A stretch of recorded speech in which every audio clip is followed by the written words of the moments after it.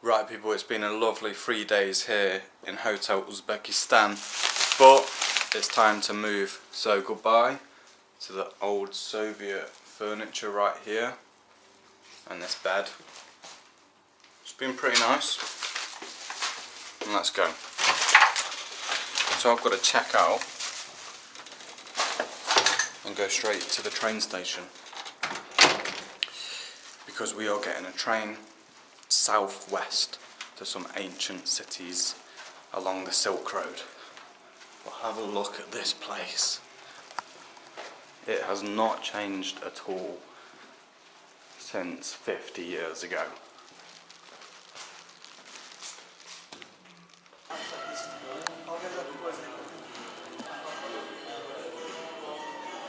To be honest, my favourite part of Tashkent was just looking at this monstrosity of a building behind me. It's absolutely iconic, and that's why many tourists like I stay here. You can see the letters on top, Hotel Uzbekistan. Can you see it all? It's an absolute monstrosity. We've got some flags here. That's the Uzbekistan flag that you can see. The blue and green one, obviously the American one. Not sure what the next one is, but then we've got Turkey, Kazakhstan, Kyrgyzstan, Germany and China. And this is it people, Hotel Uzbekistan. So the taxi's coming in 5 minutes. The guy from reception ordered me one. So it's an 8-minute journey, so let's just call it a 10-minute journey to a train station, and that's for 92p, which in their currency is 14,000 som. So it's a very confusing currency to understand, but also very fun. You can buy literally a few things at a supermarket and it can be thousands and thousands of som.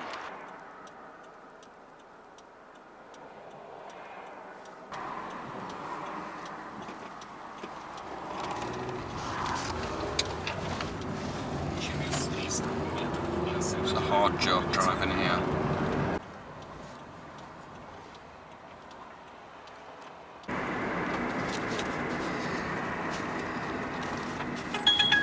So I've just counted out the cash. So that's a 10,000 bill, which is worth less than $1. I haven't seen one roundabout so far in Uzbekistan, so that's why you get these awkward situations, these huge crossroads, and you've just got to go for it. Also, crossing the road here is far from ideal due to the lack of zebra crossings and everything. Statue was once there, taken down, don't know who that could be, and what a nice view of Tashkent train station. In we go people. And I should have left more time, 100%. I was directed by some random guys to go to platform 3, which I think is correct.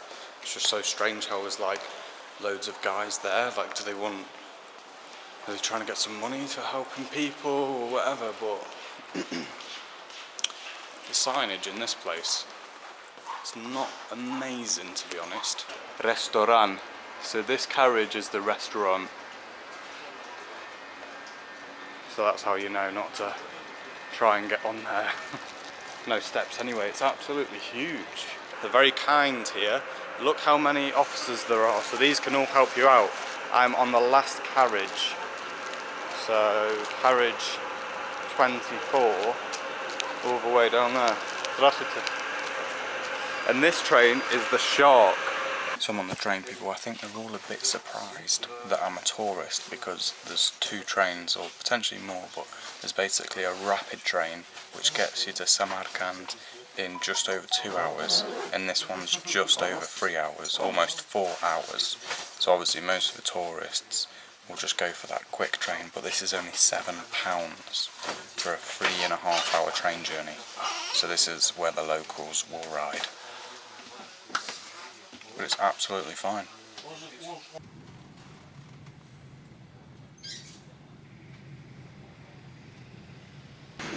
So these are the rural farmlands just outside of Tashkent, and you can see the land is still fertile, crops are still growing, farmers are in fields, but the further west you go, the more desert-like the land becomes, and that's why Uzbekistan isn't very densely populated in the west, northwest of the country, because it's just desert.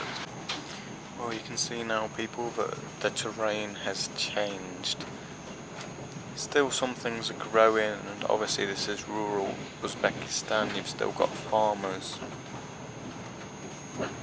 Here is a little bit of grass down here, but these hills are pretty much just sandy, rocky hills now.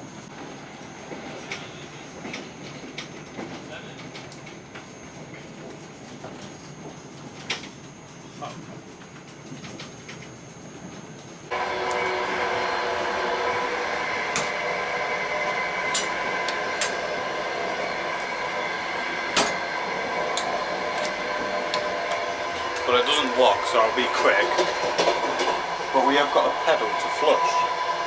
How cool is that?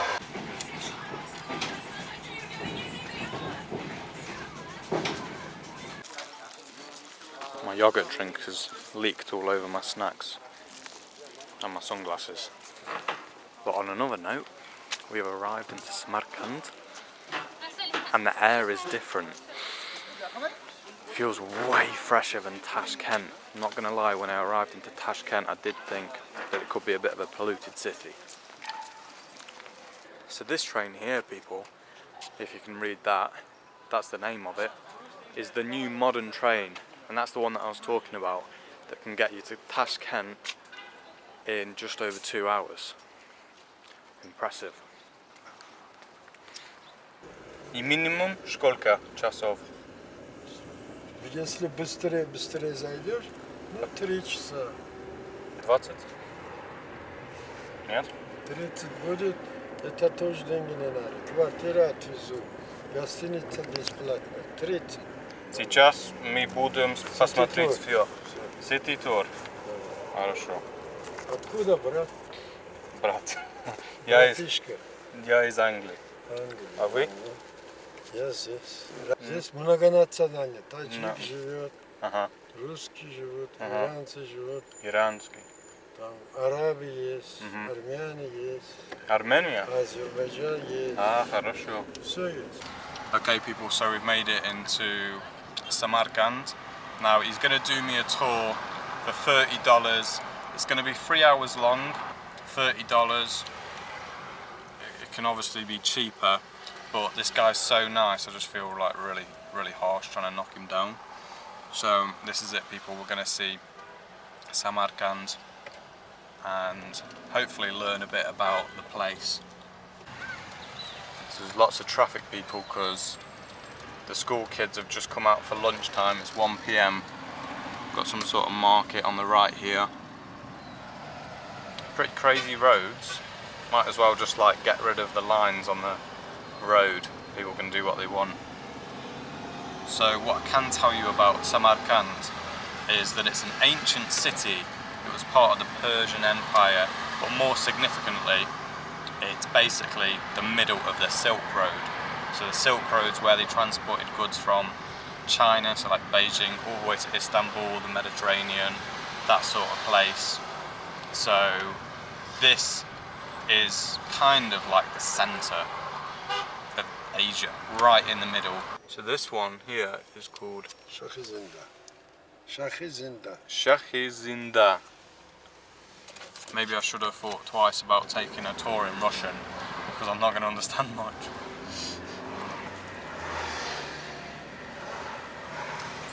So hopefully he's going to explain a little bit to me. Oh, that's beautiful, yeah.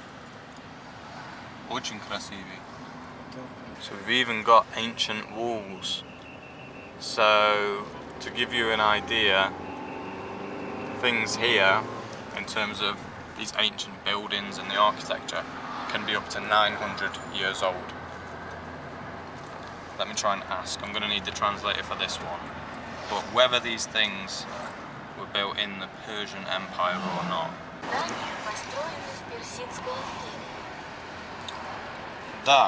That is the answer. So, yeah, all the buildings were basically built in the Persian Empire. I mean, they're definitely not Soviet, are they? So people, these kids are speaking a different language. It definitely doesn't sound like Uzbek. It sounds really unique. I've no idea where they're from. But... Откуда вы? Okay. I've just asked them and I finally got some words out of them. They just said they are from Uzbekistan and that was the Uzbekistan language. So strange. So people, you can see this is the Silk Road. So that would be Persia. Obviously you've got India there, China. So going from northern China, I believe. I don't know if that lake is in Kazakhstan or something, but obviously this right now would be Uzbekistan. Kyrgyzstan somewhere there. Anyway, the point is Samarkand is right in the middle. So you've got Turkey over there, India, China is right in the middle, and this is where they transported all of the goods. I can't get over how the air smells here and feels. I really can't describe it, but it's way different. I don't know if it's just like cleaner or something, but then again, this is a big city. I don't know if there's like 500,000 or 1 million people here, but still, either way, that's a big city. And this is actually an observatory. But I don't know like where they were looking out from. Anyway, they found some stuff. Stars, I think.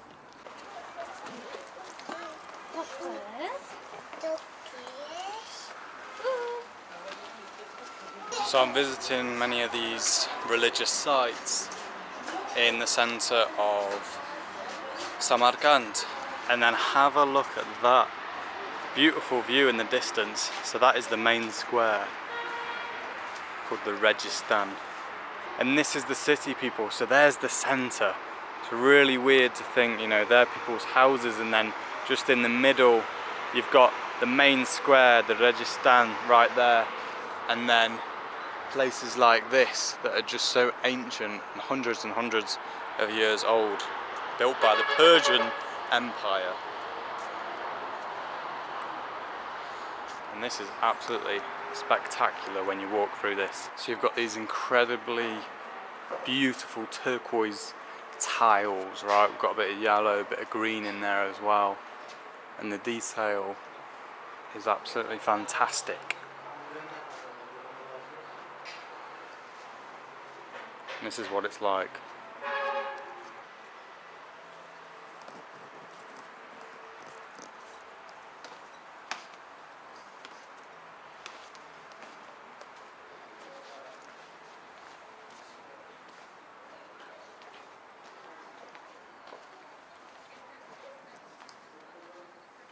So they don't know who was actually buried in this tomb right here, but this was built in the second half of the 20th century, and you can see the tiles right there.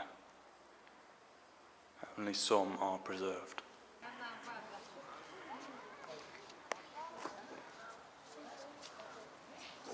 Obviously in each one of these buildings here is some sort of tomb inside, and then in that tomb could be a very important person, or simply they don't know, because it's hundreds and hundreds of years old. But in one of the tombs up there, it's suspected that one of Amir Temur's wives is buried, and Amir Temur was a conqueror, a leader of this region in potentially the 13th century or 14th, many years ago, many hundreds of years ago. This is how the traffic's controlled in Uzbekistan. I bet. А? Ее понимаете? Да? Я нет. I don't understand his signals. Apart from that one. And that one I understand. It's a race. We've done them all. Вы знаете, в Ташкент есть архитектура советская. Здесь есть тоже или нет? Советская архитектура. Дом есть. Есть в Samarkandie тоже. Есть. Хорошо. So it's just said that there's also Soviet architecture in this city, Samarkand. I mean, what a crazy place it is to have that Soviet architecture and also Islamic architecture from hundreds of years ago. And that's why we love Central Asia, because it's where like so many cultures come together and there's a lot of history. В Bukhara есть тоже всё страна. Все Uzbekistan. The whole of Uzbekistan, and that was the power of the Soviet Union. And so this is the mosque of Amir Temur, and what a beautiful thing it is. This is exactly what I needed, people. So in the green we have Amir Temur's empire. Okay, so this is where we are right now, Samarkand. Toshkent is there. Okay, so this is like 3 or 4 hours on the train, so that's an idea of the distance. This is Khiva, or Khiva, some people say, I think, which is somewhere that I might go. This is Bukhara, which is like kind of the next city over, but it goes all the way down to Delhi here, which I believe is in India, and then you can see he had basically a lot of Iran here. That's the Caspian Sea. It's kind of hard to read. That's obviously Egypt, right? So that means that's Turkey. So he had like a quarter of Turkey here. Looks like he had Georgia, definitely Azerbaijan and Armenia. And Turkmenistan as well would be somewhere here. So he had quite a lot. Then apparently he was going to go to China to battle them, but died. Another one that I've noticed, Kabul, which we would know it as Kabul, the capital of Afghanistan. This one here, Termiz, I think in English it's like Termez or something like that. That's basically the border, the modern day border between Uzbekistan and Afghanistan. So the border would run literally just here. And that's how close we are to Afghanistan. It's only a small border though, because now you've got Tajikistan, which is somewhere here. Right, my brain is going to switch off after that. That was very complicated.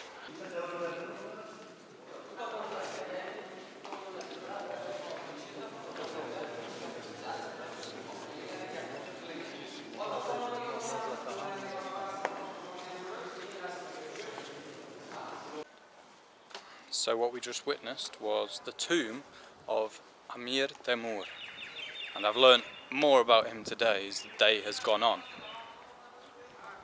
He conquered a lot of land up until China. He couldn't get past China due to his death. I don't know how he died, but there we go. What fascinates me is the Soviet Union was here, the Soviet architecture throughout the whole of Uzbekistan, and obviously these buildings here are hundreds and hundreds of years old. Think about the wars, the risk of earthquake like Tashkent. Although I never did a video there was an earthquake in Tashkent and a lot of the city was destroyed, and that's why a lot of it is now modern. So I feel like it's just a miracle that you've got things like this that are still intact after all that could have happened to them.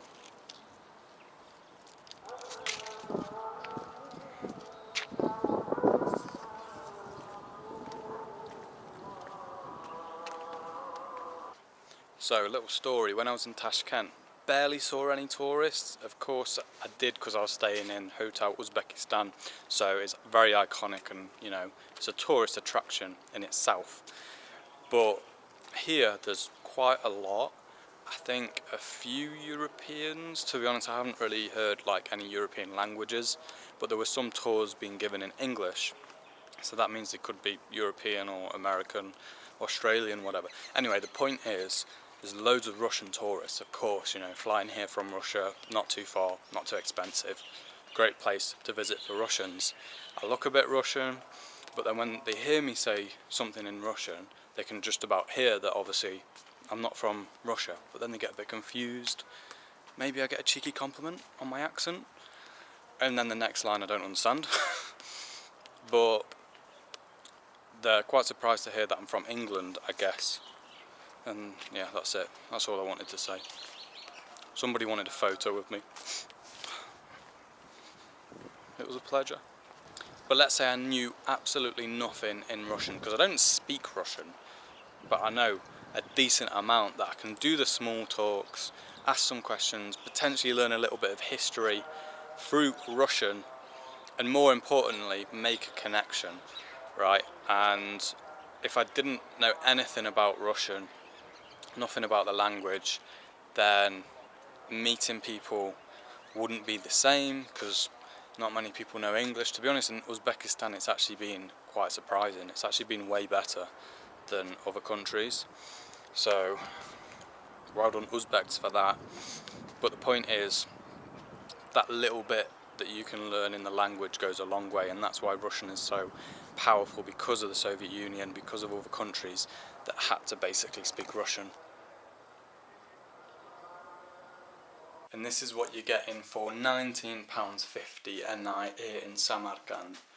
I think the taxi driver was this guy's friend, so obviously he suggested this hotel to me, and to be honest it's absolutely fine. £19, I think it's pretty good. This is it, you've got some sweets. You can go up here, and then there's a little terrace. So you've got your coffee included, your water, which is good, because I go through so many bottles of water. What's that? Green tea, black tea. Definitely know which one's my favourite. And then this is the terrace. So you've got this mosque that I've just been to, right there. Beautiful. And then he said in 5 minutes on foot you can arrive at Uzbekistan Square, which is over there. Looks a little bit more than 5 minutes away on foot. Can you hear that? They've just gone, they've just flown away. The birds are crazy. Going for it, we're crossing the road, although this does have traffic lights. And wow, this is actually huge, way bigger than I expected. This is Uzbekistan Square. Looking pretty good. Let's have a look at this place. Can you hear the birds? They're just in the trees going absolutely crackers. I feel like just clapping my hands. But have a look. Absolutely nuts place. And this is at dusk right now. So I bet it's lovely with some like nice sun shining on the buildings. But have a look at the condition of the place. I don't understand how after all these years, like 900 years, this Islamic architecture is still here. Absolutely crackers. Beautiful. And we're going to see it light up at night as well. And have a look at that, people. They've just turned the lights on. And that's how it looks. Absolutely beautiful. It's gone dark so quickly. And they're the birds.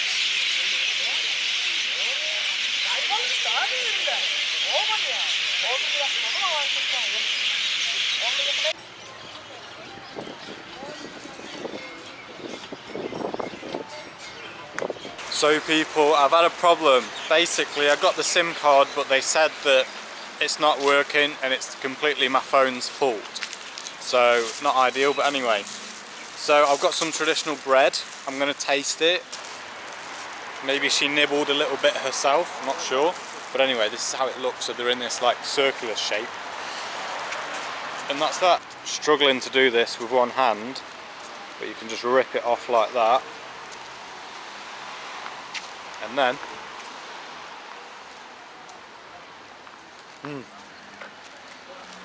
good quality bread. Very bready.